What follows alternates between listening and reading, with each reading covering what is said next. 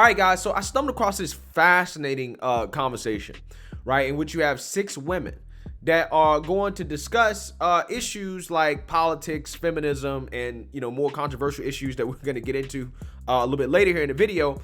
But again, I found it to be very, very, very interesting, as half the panel, 3 of the women, are Republicans, which probably means they're more conservative, and then the other half of the panel, 3 other women, they're Democrats, which means they're probably more liberal, more feminist types, right? They're probably feminists. And I found this conversation, again, to be interesting, as I think it kind of shows the psychology between conservative women and liberal women in regards to how they think about certain issues and topics. So I wanted to react to it and break it down for you guys today, as I think that this is a very important conversation about the mindset between conservative and more feminist/liberal women. Alex Wagner spoke with a group of 6 millennial women voters from Pennsylvania at Frankfurt Hall in Philadelphia. The panel included 3 Republicans as well as 3 Democrats. They all plan to vote in November's midterm elections. And in an exclusive clip for CBSN, they spoke about a variety of issues, including feminism and sexual misconduct. We're all women here. Who among us considers herself a feminist? Raise your hand. Halfway up. Why are you a feminist? What does that mean? To me, it means that I fight for the equality of women when it comes to equal pay, equal rights, and especially respect. Here we go. First and foremost, I fight for equal rights for women. What rights do women not have? Okay. She talked about equal pay. Equal pay, guys, we already know the gender wage gap is a myth, right? Like, when these people start talking about this stuff, it's always the same talking points over and over and over and over and over again, with no data or real evidence behind it. Okay, I'm very fascinated by how a lot of women want to fight for so-called equal rights. Okay, I mean, do they really want to fight for the right to die in a war and to pay child support? Do you really want that? But they never actually really bring up those things that men have to deal with, right? In regards to this equal rights conversation. It's always the glorious part about being a man. When I think of a feminist, I definitely don't picture myself. I don't feel like I need to go fight for rights that I already have. Facts. There's not a war on women right now. Yeah, I think feminism is cancer. What right? Bruh, she said it. Not me. She said it. Does a woman not have in America today? When you look at the gender wage gap, is complete myth. You think the wage gap is a myth? Oh, it's absolute myth. When you look at statistically broken down, there is no wage gap. Bruh, facts. 100% facts. Again, there are a lot of people, especially women on the left, who have been brainwashed into literally believing things that are not true. Okay, if a woman is a plumber and a man is a plumber, and they both do the same work, right? And they do the same quality work, they charge the same price, right? I mean, plumbers, for the most part, they're business owners, they're entrepreneurs. They're going to get paid the same, right? Even in the workforce, when it comes to salary jobs. When I first got my first job in corporate America, working in the financial services industry, they didn't tell me to mark whether or not I was a man or a woman in regards to my pay. They was like, no. Your salary is your salary. This is how much you get paid, and that's it. And all my female coworkers all got paid the same, right? There was no room for negotiation. Now, I get it. Every job is not like that. But again, the actual studies and the data show that when you account for all the relevant factors, like hours worked, ability to negotiate salary, time off, dangerousness of job, how dangerous is the jobs they're working, what type of jobs are they choosing, right? What are you going for? Education, experience. When you account for all the relevant factors in regards to what people get paid for their jobs, there is no gender wage gap, okay? There's no gender wage gap. And listen, here's the thing, man. The things that do account for the so-called gender wage gap, right? I'm not even saying they're bad things, right? I don't think it's bad for a woman to take time off to take care of her kids or to have kids. I have no issues with that. I 100% support maternity leave. I actually support paternity leave as well. I think that men should have time off to take care of their kids too, right? So when people want to talk about the gender wage gap, like if you do everything that a man can do, you're going to get paid the same. And that shows up in the actual data, right? The problem is women typically go into fields that are lower earning than men. Lauren, are you a feminist? No. When I hear the word feminist, from what I see in the media, I kind of look at it as a victim kind of mentality. I am all about women's rights, women's equality, and more so equality of opportunity. I do believe there is a gap in wages. I've seen it. Jessica, when we talk... You've seen it. Okay, all right. Again, she talks about fighting for opportunity. What opportunity do women, like, what do you actually want? You want the opportunity to get drafted, right? You want to go to war? That's what you want? Is that what you want? I'm just saying, right? If you want to have this conversation about equal opportunity, we can have that conversation. But I feel like most women aren't really going to like it when it comes to, again, the parts about being a man that aren't glamorous. Talk about politicians who have been accused of misconduct. Does that matter when you are making your vote? I think it's a good indicator of their morals and of their values, and so it does matter to me because you can only know so many victims of assault before you have to care. I think it points to a bigger ethical issue, bigger moral issue, because if you can look at someone and view them as less than you and devalue them, then you're going to treat everybody that way. I think it's an indicator. If they're true. Right, it's an allegation. That's not a conviction. They're innocent until proven guilty. Ding, ding, ding, ding, ding. Right? I mean, everybody knows that assault is wrong. Okay? But we live in a society where an allegation means guilt. Right? When we know that every allegation is not necessarily based in truth or reality. Women want to talk about equal rights. This is one of those things that men have to deal with the brunt of here. Okay, like in today's time in 2021, a man has to be very, very, very careful about how he interacts with a woman, right? Because if he says the wrong thing, if he breathes on her wrong, looks at her wrong, it's some type of assault.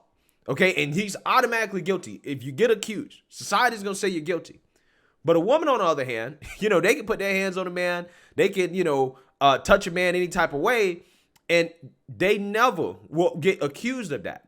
Right. And if a man was to accuse a woman of such things, a lot of men would probably look at that man funny and be like, come on, bro.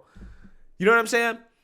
Like they wouldn't get any sympathy, let alone trying to take it to court and have criminal charges brought against a woman for doing something like that. You never see it happen. So, again, I think that this is just one of those things that, again, when people want to talk about equal rights, right, and being treated equally, is that what you actually want?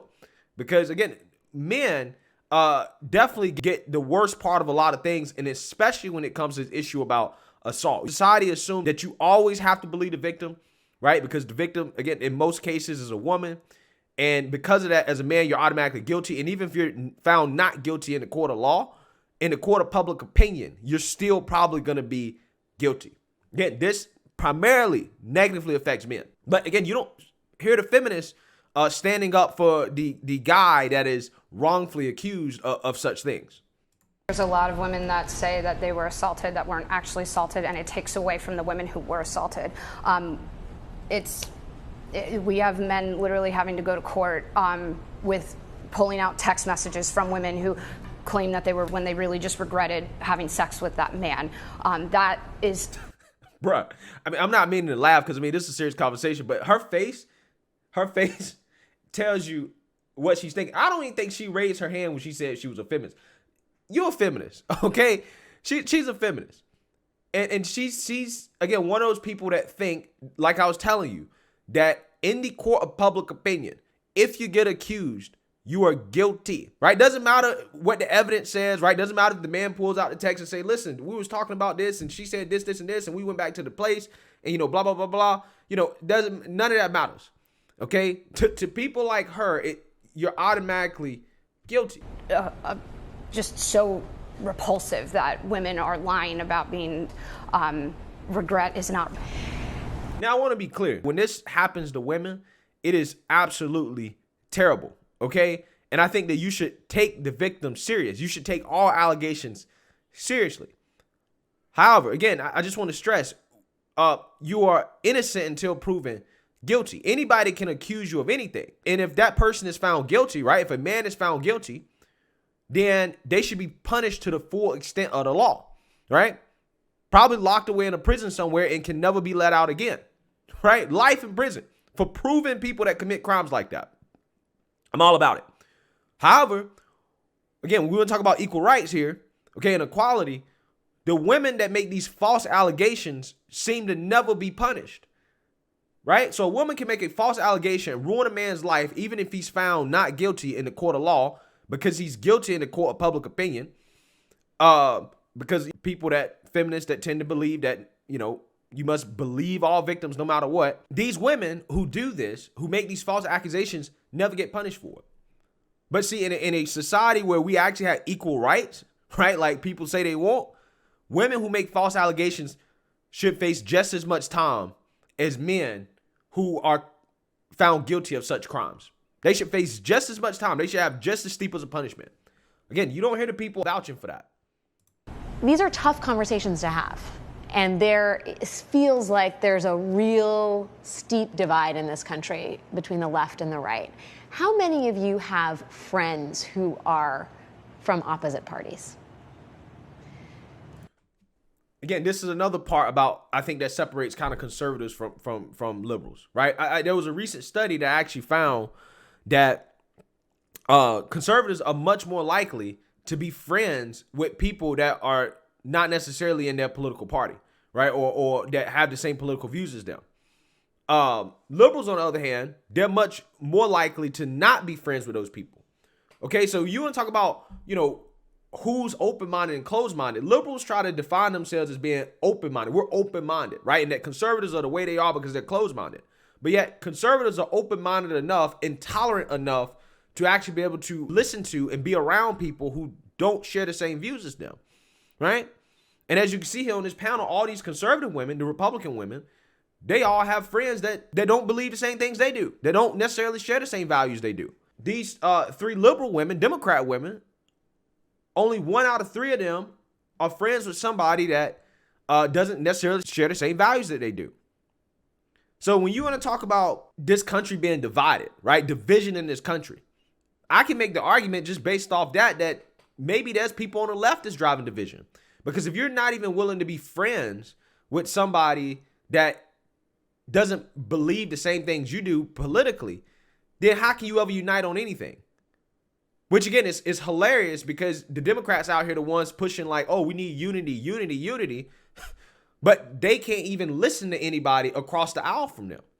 Again, this is not necessarily true when it comes to conservatives and Republicans. We might not agree, but I think that Republicans and conservatives are actually willing to listen. You're still friends with them. Right. Oh, yeah. Tell me about those conversations that you have with them. Some of them are really enlightening because it helps push me, like, I'm an experienced debater, so I can see both sides, but to really, really draw me in has been helpful to help me wrap my mind around what is the argument that's missing from this, to bring people together on that common, okay, we all agree on this one minimal feature, so let's start there and build very, very slowly from that. So I love those conversations, even if they make my blood pressure, go really high for a while. It comes back down. You're laughing, Colette. Well, because it's so polarized right now. I hear my husband angry typing, in the next room. Hate typing. Exactly. I mean, people are getting very, very worked up. All right, Yael Cohen is the executive editor at Refinery 29 and joins us here. What a fascinating discussion and a really good group of women. So let's maybe start off where the conversation ended about the polarization in this country. What do those women feel what's responsible for that? Where's the root cause? I think polarization is a really interesting topic. It's something that a lot of young women talk about. I think social media has led to a lot of the feelings that you cannot say in public what it is you are thinking. I think speaking on social media is different than speaking one-on-one with individuals. As we see on that panel, there are a group of women with diverse views all in a room talking about issues that are, and they all have different views They're on it. reasonable. Yes. And kind with each other. And kind with each other. And at various points in the panel, one will disagree with one, but then agree with the other. And no two people are always vehemently agreeing with the other one. Right. So, I mean, the point that she's making here essentially is that the internet is not real life. Okay. And I kind of agree with her in the sense that when you're on the internet, right, you can say whatever you want to say. And people are just going to, say the meanest things. However, again, that's not necessarily a representation of how we interact with each other in public. But I think that when it comes to just division in general in this country, I think that the media, right, seeks to divide people and say that, hey, you know what, like, you guys can't get along, right? For example, Don Lemon was talking about how he had to cut Trump supporting friends of his out of his life. He was like, I can't be friends with people that support Trump, right? I've seen liberal media talk show hosts say things about Trump supporters and encourage people not to be friends with Trump supporters. I think the media drives that, and they try to make it seem like we're much more divided than we actually are, when in reality, if any one of us go outside, we go to a store, we go to, Walmart, wherever, we're not at each other's throats over politics. Now, again, people can say what they want on the internet. So I get why it may seem like that on the internet, but I don't actually believe it's like that in everyday life. But I do believe that the closed-mindedness of some on the left, especially some of them more, feminist, liberal, progressive types, is making polarization and division worse, because they're not even willing to be friends with or associate with people who don't necessarily agree with them, which ultimately means that it is impossible to have a conversation with somebody who thinks differently than you, right? And which means you don't have the ability to actually understand them and why they believe the things that they believe. And a lot of times when you actually get to know somebody and understand why they believe the things they believe, a lot of times people want the same outcome. They want the same outcome. They want the same things, right? They want to have a family. They want to make money. They want to get a job. They want all that stuff.